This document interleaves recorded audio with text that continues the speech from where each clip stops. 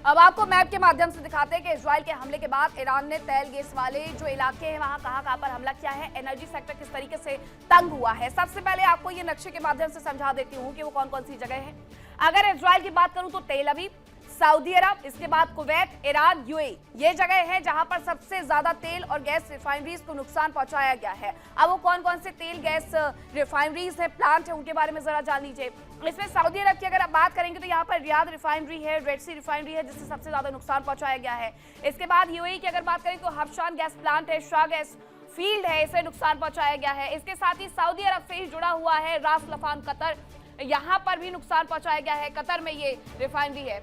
इसके बाद आता है ईरान में साउथ पास गैस फील्ड, जिसे नुकसान पहुंचाया गया है। इसके साथ ही यहाँ पर मीना अल अहमदी और Haifa oil refinery, Haifa oil refinery जो कि तेल अवीव का हिस्सा है, यहाँ पर कल और परसों के दिन में बड़े हमले किए गए हैं, जिसकी वजह से हाइफा ऑयल रिफाइनरी में सबसे ज्यादा नुकसान हुआ है। अब इस तरीके से अगर एनर्जी सेक्टर को नुकसान पहुंचाया जाएगा तो पूरे वैश्विक लेवल पर आखिरकार तेल और गैस की सप्लाई कोई कर कैसे पाएगा।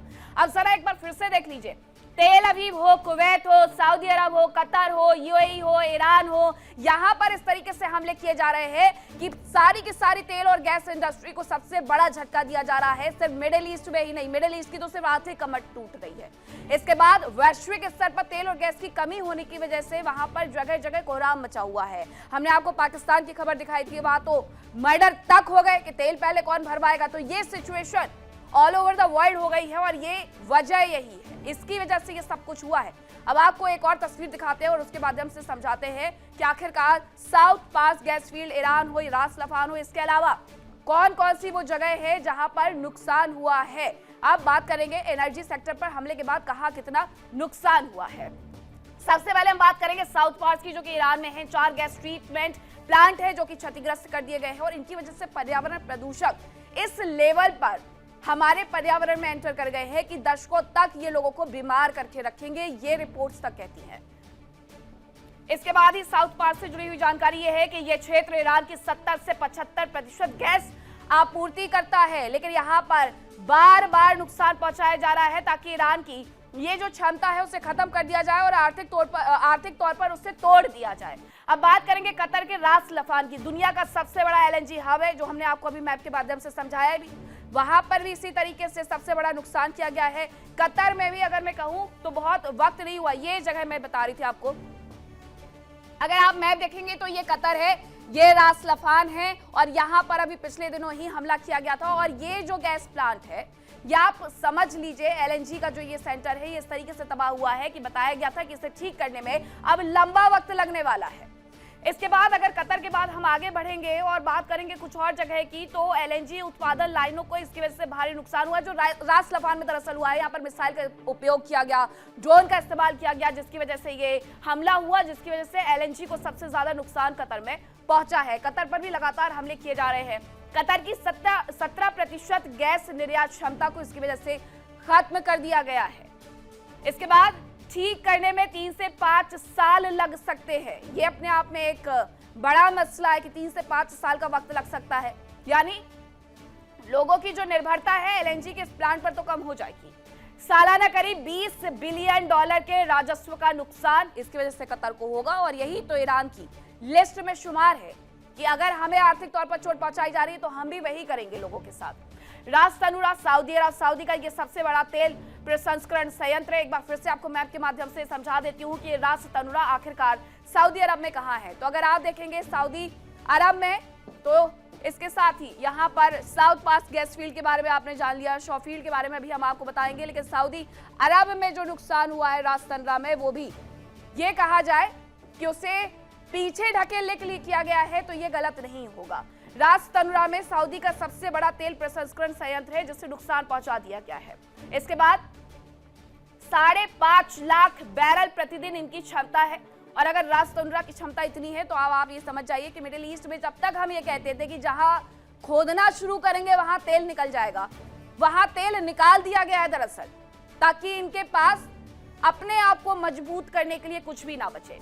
इसके बाद ड्रोन हमले की वजह से काम अस्थायी रूप से यहाँ पर रोकना पड़ा है, इसे ठीक नहीं किया जा पा रहा है क्योंकि ड्रोन अटैक हो रहे हैं, बार बार मिसाइल से अटैक हो रहे हैं।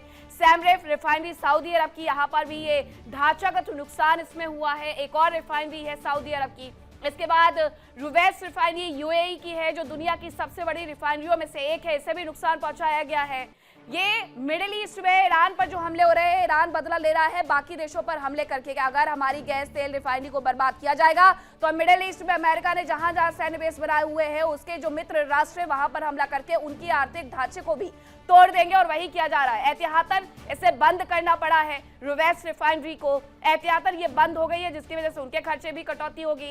ईरान फिर से वही, ईरान से लेकर के सऊदी अरब तक, सऊदी अरब से लेकर के कतर तक, कतर से लेकर के तेल अवीव तक, हर जगह इस कदर नुकसान पहुंचाया गया है कि अब बाकी देशों को अमेरिका को मनाना पड़ जाए कि अमेरिका पीछे हटे ताकि यह युद्ध रुक सके। तो ये पूरा कहां कितना नुकसान हुआ है उससे जुड़ी हुई जानकारी थी। अब जरा आपको एक और बड़ी खबर बता देते हैं, जो कि मिडिल ईस्ट में जंग से जुड़ी हुई आ रही है। खबर यह है कि ईरान के और हमले से इजराइल दहला हुआ है। ईरान ने तेल अवीव पर हमला कर दिया है। तेल अवीव को लगातार निशाना बनाया जा रहा है, हाइफा को लगातार निशाना बनाया जा रहा है। अब ईरान ने जो हमला किया उससे इजराइल दहला है। तेल अवीव पर ईरानी मिसाइल्स की बौछार की गई है, जिसके बाद तस्वीरें कुछ यूं हो गई है।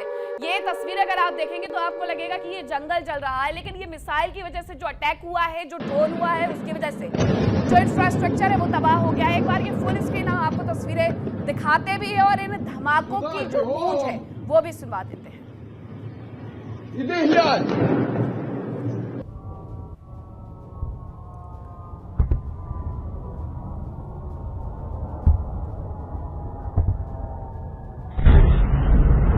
आपने आसमान में उड़ती हुई जो ये मिसाइल देखी है, उसके साथ साथ इसे इंटरसेप्ट नहीं किया जा सका, इस वजह से ये नुकसान बहुत ज्यादा हुआ है। अगर इसे इंटरसेप्ट कर लिया जाता हवा में तो शायद ये इतना बड़ा नुकसान नहीं होता, लेकिन इसे इंटरसेप्ट नहीं कर पाया गया। इंटरसेप्टर्स की कमी हो गई है इजराइल के पास, इसीलिए बार बार ये कहा जाता है, इसलिए इजराइल को ये बड़ा नुकसान हुआ है। अब ईरान का इजराइल पर एक और बड़ा हमला देखने को मिला, जो कि हाइफा पोर्ट पर किया गया है, जिसकी वजह से पोर्ट को भारी नुकसान पहुंचा है। हाइफा पोर्ट हो, हाइफा रिफाइनरी हो, तेल रिफाइनरी हो, वहां पर जबरदस्त नुकसान की बात कही जा रही है। उसकी तस्वीरें ईरान की तरफ से बार बार जारी की जा रही हैं कि हमने भी इजराइल में सब कुछ उजाड़ दिया है। तेल अवीव को हमने नुकसान पहुंचा दिया है, हाइफा को हमने नुकसान पहुंचा दिया है, हाइफा पोर्ट को हमने नुकसान पहुंचा दिया है, हाइफा की गैस रिफाइनरी को हमने नुकसान पहुंचा दिया है। तो उसकी तरफ से भी जबरदस्त पलटवार किए जा रहे हैं। अब कुछ तस्वीरें भी दिखा देते हैं आपको कि हाइफा पोर्ट में आखिरकार हुआ क्या है। हाइफा पोर्ट की ये तस्वीरें आपको जरा दिखा देती हूँ। यहाँ पर आसपास कुछ जलते हुए जो आप ये निशान देख रहे हैं, पोर्ट पर रखा हुआ जो आप सामान देख रहे हैं, ये हाइफा से ही तस्वीरें निकल करके सामने आई हैं कि यहाँ जो विस्फोट हुआ उसकी वजह से आग लगी हुई नजर आती है। ये आसपास देखिए किस तरीके से इस पूरी जगह को कॉर्डन ऑफ कर दिया गया है। अब ये विस्फोट जो आप देख रहे हैं, ये जो धमाके की आवाज आप सुन रहे हैं, ये बताता है कि इंटेंसिटी कितनी जबरदस्त थी और नुकसान पहुंचाने का जो प्रयास था वो कितना जबरदस्त था।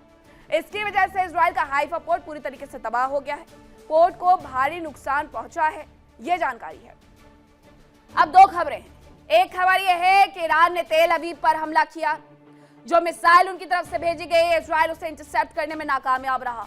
दूसरी खबर यह है कि इजराइल के ही हाइफा पोर्ट पर एक और अटैक किया गया, जिसकी वजह से पोर्ट को भारी नुकसान पहुंचा है और उसकी तस्वीरें भी आ रही है। अगर कोई कहे कि इस पूरे युद्ध में सिर्फ और सिर्फ इजराइल ईरान का नुकसान कर रहा है, तो ऐसा नहीं है। ईरान भी जिस तरीके से जबरदस्त प्रहार कर रहा है, इसके बारे में शायद इजराइल ने सोचा नहीं था, शायद उसने ये आकलन ही नहीं किया था कि उसके राष्ट्र में कितना ज्यादा नुकसान हो जाएगा, इसलिए बिना कुछ सोचे समझे सिर्फ हमला कर दिया गया। और अब जब ये हमले हो रहे हैं तो इजराइल भी सोच रहा है कि इतनी इंटेंसिटी, इतनी देर तक इनका टिक जाना, इतनी मिसाइल्स बरसाना उनके लिए कहीं ना कहीं घातक साबित हो रहा है।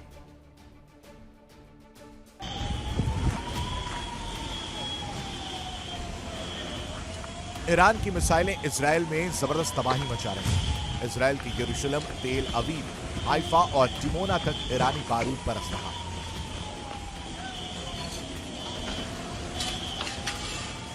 ईरान ने इजराइल के खिलाफ अपनी सेजिल मिसाइल का इस्तेमाल किया।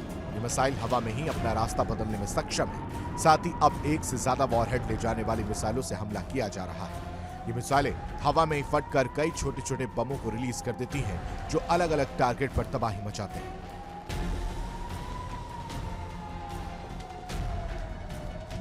ईरान की मिसाइलें अमेरिका के सैन्य ठिकानों, एनर्जी सेक्टर, रिहायशी इलाकों और राजनीतिक रूप से अहम ठिकानों को तबाह कर रही हैं। हालांकि इजराइल का दावा है कि एयर डिफेंस सिस्टम ने ज्यादातर मिसाइलों को मार गिरा, लेकिन कुछ बैलिस्टिक मिसाइलों और क्लस्टर बमों ने भारी तबाही मचाई।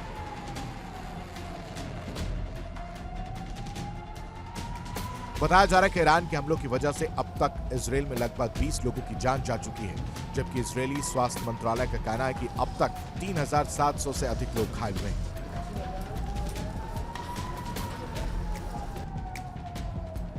ईरान के हमलों के बीच इजराइल में हालात ऐसे हो गए हैं कि कई अहम शहरों में भी लोग बंकरों में रहने को मजबूर हैं।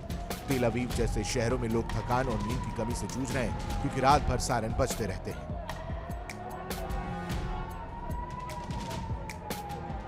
संघर्ष के कारण अब तक इजराइल के अंदर हजारों लोग विस्थापित हुए। बताया जा रहा है कि सबसे ज्यादा विस्थापन तेल अवीव से हुआ। यहां अब तक का 1400 से ज्यादा लोग अपना घर छोड़ चुके हैं, जबकि बेत शिमेश में 1000 से ज्यादा लोगों ने अपना घर छोड़ा। कई शहरों में दुकानें और बाजार बंद हैं और पर्यटन पूरी तरह ठप हो गया।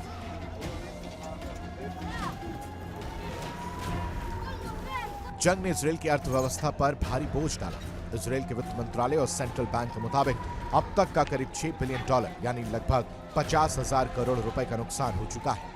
केवल मिसाइल से क्षतिग्रस्त इमारतों की मरम्मत और व्यवसायों को मुआवजे के लिए लगभग 10 बिलियन शेकेल यानी लगभग $2.7 बिलियन की जरूरत है।